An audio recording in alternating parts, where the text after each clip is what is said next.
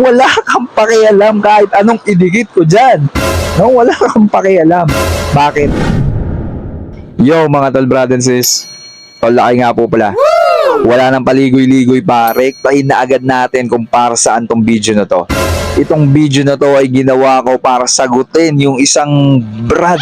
Hindi ko sure kung talagang brad ba to o nagkomento lang. Pinasalan to ng isang Sigma, hindi ko na lang papangalanan kung sino yung sis na yon.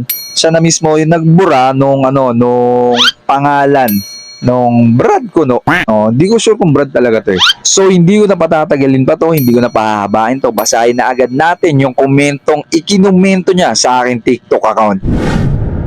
Ito yung komento niya mga tol, brad and sis, basahin natin. Shoutout kay Lakay Lang Malakas.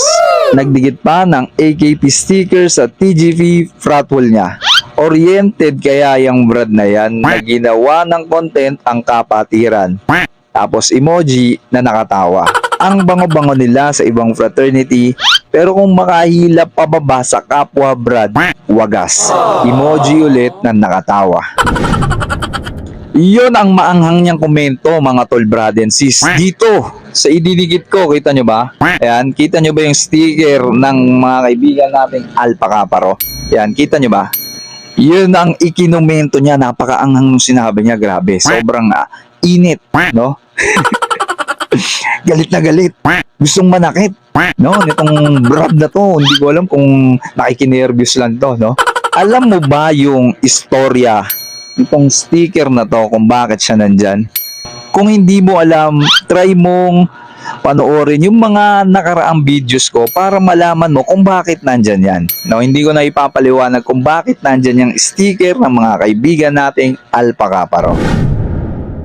Ngayon ka lang ba nag-open ng Facebook mo?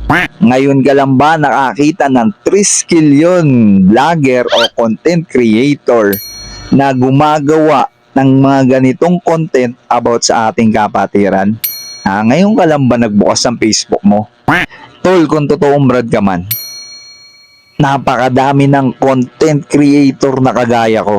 Napakadami ng 3 skillion vlogger na gumagawa ng content about sa ating kapatiran. Alam na alam ko kung bakit ka nagkakaganyan, tol. Alam na alam ko. Siguradong sigurado ko na tinamaan ka sa isa sa mga videos ko. Saan ba? Sa usaping inactive ba? Ha? O saan? Sige. Kung mabanood mo man to, magkomento ka dyan. No? Ako lang yung 3 skillion vlogger na kayang-kaya kong ipamukha sa inyo yung pagkukulang nyo sa ating kapatiran. Diba? Real talk. No, real talk. Hindi ka naman kasi magre-react ng ganyan, tol, kung hindi ka tinamaan sa video ko. Diba? Kung hindi ka tinamaan sa mga videos ko. Diba? Real talk tayo dito, real talk. Ano bang gusto nyo? Ikaw mismo yung nagkomento nyan. Puro pabor na lang sa inyo yung maririnig nyo kahit na mali na yung ginagawa nyo para sa ating kapatiran. Yun ba ang gusto nyo? Yung wag kayong pakialaman?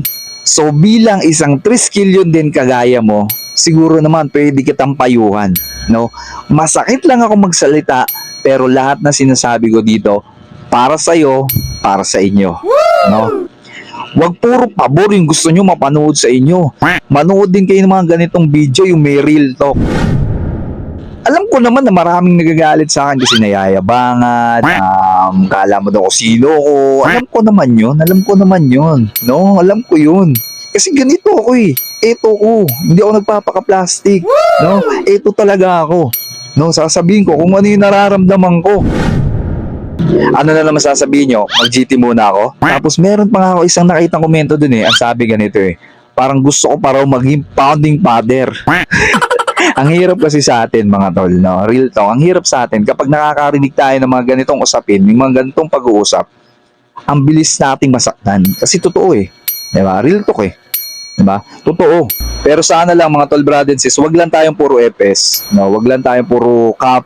Wag lang tayong paporma-porma. Gawin din natin yung duties and responsibilities natin dito sa kapatiran.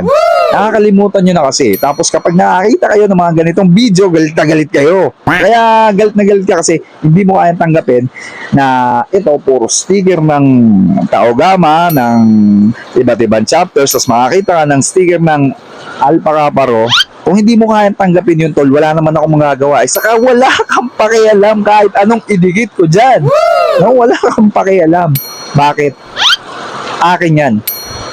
pagmamay-ari ko dyan. Kahit idikit ko yung malaking mukha ko dyan tulad doon, wala kang pakialam. No?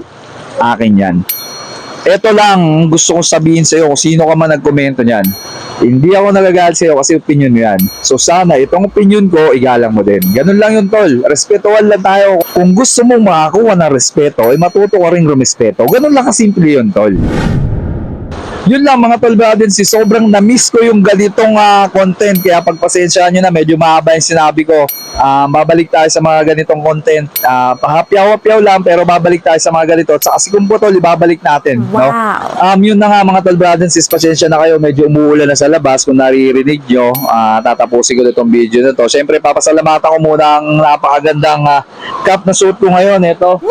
Gawa ng Zone 68. Follow nyo yung page nila kung gusto nyo ng ganito para maging updated kayo sa mga ilalabas nilang 3 skillion cap. Ito yung suot ko ngayon, yung napakagandang FS na bigay ni brother JP Reyes from Mutual Homes Phase 3. Salute sa iyo brother, napakaganda na FS mo. Ikot tayo para makita nyo.